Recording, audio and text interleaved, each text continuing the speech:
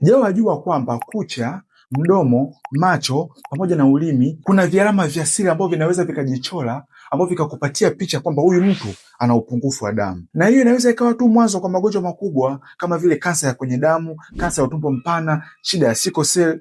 Asiye ugonjwa mbaya huo. Katika video hii nataka nichambue hizo siri na hizo alama ambazo zimejichora taratibu kwenye mwili wako, ambapo kama sio mtaalamu unaweza usijue. Kama una kioo ndani au una macho unaweza ukaona. Sikiliza video hii kwa makini, maana nitakupatia hizo alama ambazo zimejichora mwilini, ya kwanza mpaka alama ya 10, lakini alama ya 9 ni ya muhimu kweli kweli. Tuanze na alama ya kwanza, kucha. Hii ni kucha ya kawaida, lakini hii ni kucha ambayo tayari ina shida. Hebu ngoja uione vizuri. Angalia utuna hapo katikati kama vile kumebonyea, kama kakijiko fulani hivi. Lakini pia kucha hiyo utaiona pia inakatika mapema, ni nyepesi, iko brittle, rahisi kukatika. Sasa kucha inapokuwa ina muonekano kama huu hapa, huu ni dalili kwamba huyu ana upungufu wa damu au ana upungufu wa madini ya chuma ambayo yanaweza kutumika katika kutengeneza damu. Muda mwingine inaweza kuwa ni vigumu kuweza kufahamu kama kucha yako iko hivi, hasa ukiangalia tu kwa kawaida unaweza usijue. Na ndio maana waga tuna uchunguzi tunafanyaga. Uchunguzi wa kwanza tunaweka tone la maji juu ya kucha. Kwa kucha ambayo ni ya kawaida tu, ile tone la maji linatakiwa liweze kudondoka chini. Lakini ukiona tone la maji limeweza kukaa pale juu ya kucha, kwa sababu kucha yako ipo kama kijiko, imeweza kuyahifadhi yale maji. Au muda mwingine ukiweka kimpira hapa juu kinaganda, akiendi kushoto wala kulia. Hiyo ni dalili ya kwanza kabisa kwamba kuna shida. Ukiona hiyo, aisee, shtuka. Dalili ya pili, angalia ulimi wako. Hebu angalia huu ulimi. Ulimi kwa kawaida unatakiwa uwe una vichenga chenga. Mimi napenda kuviita vitaulo.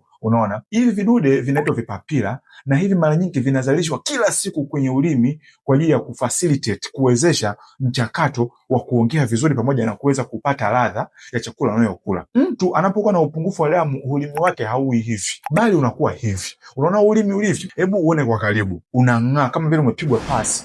Hivi vitaulo unaviona havipi. Hiyo pia inaweza ikawa ni dalili kwamba huyu ana upungufu wa damu au upungufu wa madini ya chuma yanayotumika kwa ajili ya kutengeneza damu. Cha kufanya, nenda kwenye kioo, achama ulimi wako ili uweze kuona, alafu mpaka hapo utapata picha. Je, ulimi wako na vitaulo? Hivi sasa unajua ni kwa nini mtu anapokuwa na upungufu huu hivi vitaulo vinakuwa vinaondoka? Ni kwa sababu hii hapa.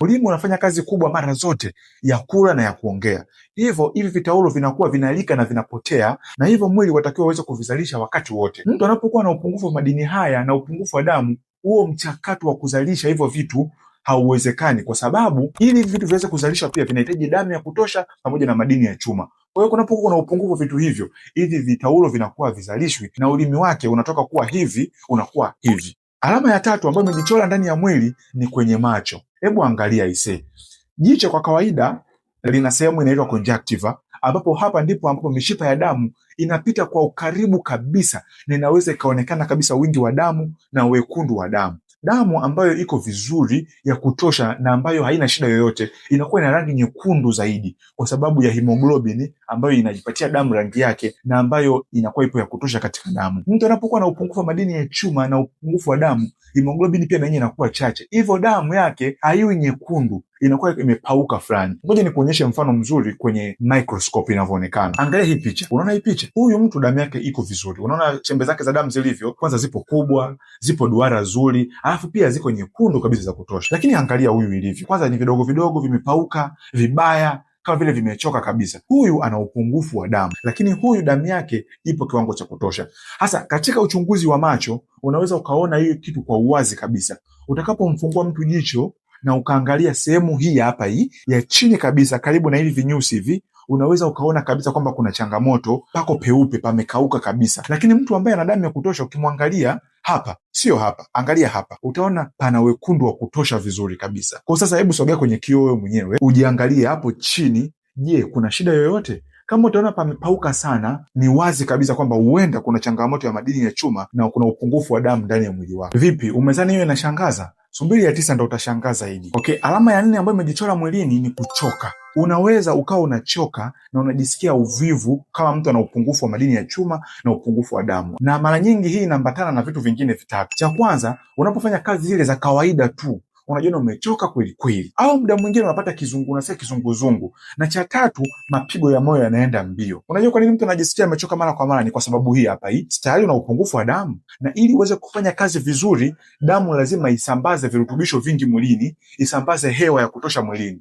Kama una upungufu wa damu pia, damu yako inakuwa haiwezi kufanya kazi hii ya kusafirisha vitu hivi mwilini vizuri. Kwa hiyo mwisho wa siku mtu unakuwa huwezi kufanya kazi katika kiwango sahihi. Moyo itabidi uweze kudunda mara nyingi ili kuweza kufikisha damu kwa wingi, lakini damu yenyewe inakuwa kidogo, inakuwa sio damu ya kutosha kabisa. Kwa hiyo mara nyingi mtu anakuwa na dalili za kuchoka, anajisikia kizunguzungu, mapigo ya moyo yanaenda mbio. Ni kwamba una upungufu wa damu au upungufu wa madini ya chuma ambayo inatumika kwa ajili ya kutengeneza hiyo damu. Aise, kitu kingine cha tano ambacho mara nyingi nakiona kwa watu wengi sana ni vidonda katika kona za midomo. Aise, umeona mtu ambaye ana changamoto kama hii hapa hii au hii hapa hii, mara nyingi unakuta watu wanasema huyu ana upungufu wa vitamini C, inabidi ale machungwa. Ndiyo, lakini changamoto kubwa ambayo inasababisha vidonda hivi ni upungufu wa madini ya chuma au upungufu wa damu. Na unajua ni kwa sababu gani inakuwa hivi? Kona za mdomo ni katikati ya ndani ya mdomo ambapo kumeloa muda wote na mate ndani, lakini nje ni kukavu.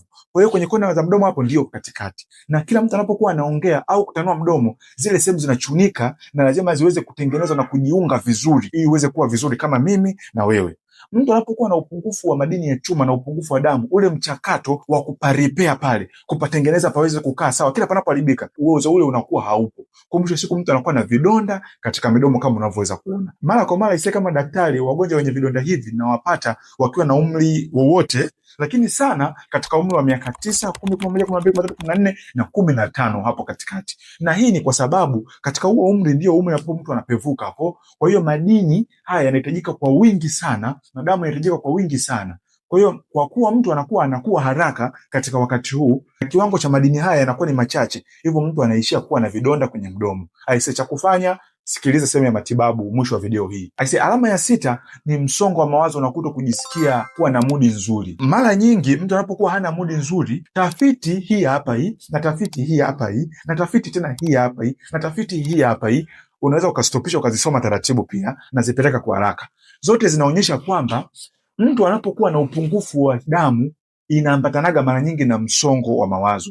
Kwa hiyo mara nyingi wagonjwa wangu ambao wanakuwa na msongo wa mawazo hawajisikii vizuri katika miili yao, napenda kabisa kuwafanyia kipimo cha kuweza kuangalia wingi wa damu yao uko kiasi gani. Maana tafiti zinaonyesha kabisa kuna uhusiano kati ya kutokuwa kujisikia vizuri na kuwa na mudi ya mbaya au jisikii vizuri kabisa na upungufu wa damu. Okay, alama ya 7 ambayo inatokea ni kwenye nywele. Angalia huyu mtu anachana nywele alafu zinanyonyoka. Umemwona huyu?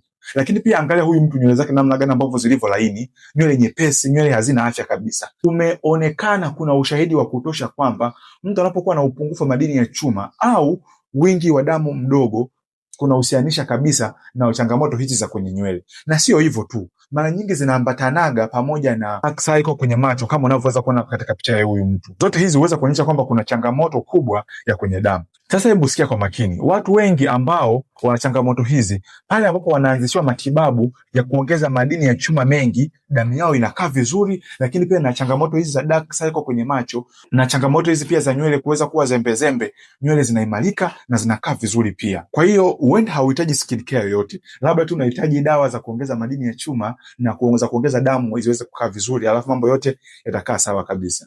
Alama ya 8 ni kwenye ngozi kuna maambukizi ya fungus. Angalia huyu ana mba, angalia huyu ana mapunye na hawa wana changamoto fulani za kwenye ngozi, si ndio? Tafiti zinaonyesha kwamba ili kinga ya mwili iweze kupambana vizuri na fungus ambazo zipo kwenye ngozi, zinahitaji wingi wa damu wa kutosha iwe na afya, lakini pia na madini ya chuma yawe mengi ya kutosha. Kunapokuwa kuna upungufu wa vitu hivi, magonjwa marahisi kama ya fungus kwenye ngozi na mba yanakuwa yanajaa. Na hii mara nyingi utakuta pale ambapo mtu anatumia dawa za fungus, anapaka, anakunywa, baada ya muda kidogo zinarudi tena. Huenda ni changamoto ya kwenye damu. Na pale ambapo utaweka damu yako ikae vizuri na damu yako iweze kupata afya vizuri, changamoto hii inapotea na inaisha kabisa. Sasa sikia ya 9. Muone huyu hapa, huyu anakula nini hapo? Naona anakula unga, si ndio? Lakini achana na huyu, kuna huyu hapa, huyu ambaye alikula ndege nzima. Lakini achana na huyu, umekuona watu wengi wanakula udongo au wanakula barafu, si ndio? Sasa sikia, uchunguzi unaonyesha watu wengi wanapokuwa wanakula vyakula hivi ambavyo sio vyakula, mara nyingi sababu kubwa huaga ni upungufu wa madini ya chuma. Kwa mfano, mama anapokuwa mjamzito mara nyingi anakuwa na upungufu wa madini ya chuma na upungufu wa damu. Hivyo ndio maana anakuwa anakula udongo muda wote. Na kitu ambacho kimeonekana kinalika sana sio udongo, ni barafu. Na mara nyingi ninapokutana na mtu yoyote, hata ndugu yangu ambaye anakula sana mabarafu, lazima nimpime damu tuweze kuona, na mara nyingi nakuhakikishia tukimpima damu tunakuta damu kweli ina shida kidogo, ipo chini kidogo, na ukimpa tu dawa za kuongeza damu na kuongeza madini ya chuma anakaa vizuri kabisa kabisa. Kwa hiyo ninachojaribu kusema hapa ni kwamba hivi, unapomwona mtu yoyote au hata kama ni wewe unakula vyakula fulani ambavyo sio vyakula ambavyo ni sahihi, huenda labda ni kula kucha au huenda ni kula udongo au labda ni kula chaki au ni kula barafu au kula kitu chochote ambacho sio kitu cha afya, huenda kuwa kuna changamoto ya upungufu wa damu. Okay. Hasa kitu cha msingi unapokuwa na upungufu wa damu ni kujua damu kwa nini inapungua. Sasa hiyo ni pointi ya msingi kweli kweli. Wengine inawezekana damu yao haitengenezwi tu vizuri, lakini pia wengine inawezekana hawali chakula kinachoweza kuongeza damu. Mtu kila siku anakula chipsi, hali vile vyakula ambavyo vinasemekana kwamba vinaweza kuongeza damu vizuri, lazima atakuwa na upungufu wa damu. Lakini pia inawezekana damu yake mtu inatoka, inawezekana labda ni kwa njia ya hedhi au labda ndani kuna minyoo wanaila ile damu, au unapoteza damu kwenye choo chako au kwenye mkojo. Zote inawezekana ikawa ni njia ya damu kuweza kupotea na damu kuweza kuisha ndani ya mwili.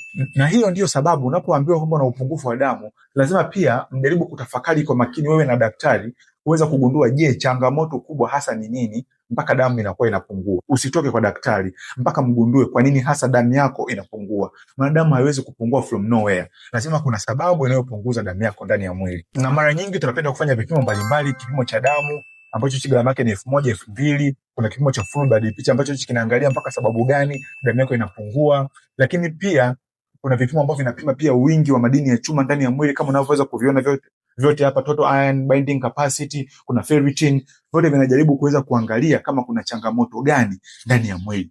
Vipimo vyote hivyo vinafanyika katika hospitali mbalimbali ambazo unaweza ukaenda ukafanya na ukagundua hasa chanzo ni nini mpaka damu yako inakuwa iko ndogo. Na nimekwambia kabisa, inaweza ikawa changamoto kubwa ikawa hata ni kansa au sickle cell. Pima kila kitu kuweza kufahamu changamoto, kwa nini damu inapungua. Na kuna baadhi ya wagonjwa nakutana nao wananiambia, mimi nina changamoto kupungua damu tangu zamani. Nikimwambia, kwa nini damu yako inapungua? Sijui. Na mara nyingi mgonjwa tunapokaa naye na kufanya vipimo mbalimbali kwa makini kabisa na kumsikiliza kwa makini kabisa, tunagundua kumbe changamoto ni fulani. Changamoto ile tunapoiweka sawa, damu yake inakaa vizuri kabisa. Sasa ninapokutana na wagonjwa wote ambao wana upungufu wa damu, mara nyingi tafiti zinaonyesha wanatakiwa wajiepushe na vitu hivi viwili vikubwa. Cha kwanza ni maziwa, kwa sababu yana calcium ambayo inaweza kuzuia madini ya chuma yale yasifyonzwe kuingia kwenye mwili kwa ajili ya kutengeneza damu. Lakini pia majani ya chai. Asa majani ya chai ni mabaya sana. Yana kitu kinachoitwa tannins ambacho hichi kinazuia ile damu isiweze kuongezeka, kwa sababu ya ile chuma ambayo ingeweza kutumika kwenye kuongeza damu inazuiliwa isiweze kuingia ndani ya mwili. Na kuna video maalum ambayo nimezungumzia kwa kina kuhusiana na hichi kitu kinachoitwa tannins. Video hiyo yenyewe iko hapo juu, unaweza kwenda ukaiangalia. Lakini watu hao wenye changamoto hizi wanashauriwa kula vyakula vifuatavyo. Cha kwanza, kuna vyakula ambavyo vinatumika kuongeza damu, viko vingi kweli kweli. Kama unaweza kuviona, nimeviweka hapo, unaviona vyote hivyo hapo. Cha kwanza hicho, cha pili, cha tatu, cha nne na cha tano. Hivyo ndio ambavyo vinaongoza kabisa. Lakini pia kuna vyakula vingine vingi kama unavyoweza kuviona hapa, vyote vinaweza vikatumika kwa ajili ya kuweza kuongeza damu. Sawa, lakini sasa katika vyote hivi ili viweze kufanya kazi vizuri ni muhimu ule pilipili hoho pamoja na chungwa, ambazo hizi zinawezesha vyakula hivi viweze kufanya kazi vizuri. Aisee, kama una swali lolote, hebu niambie chini kwenye comment hapo, sawa?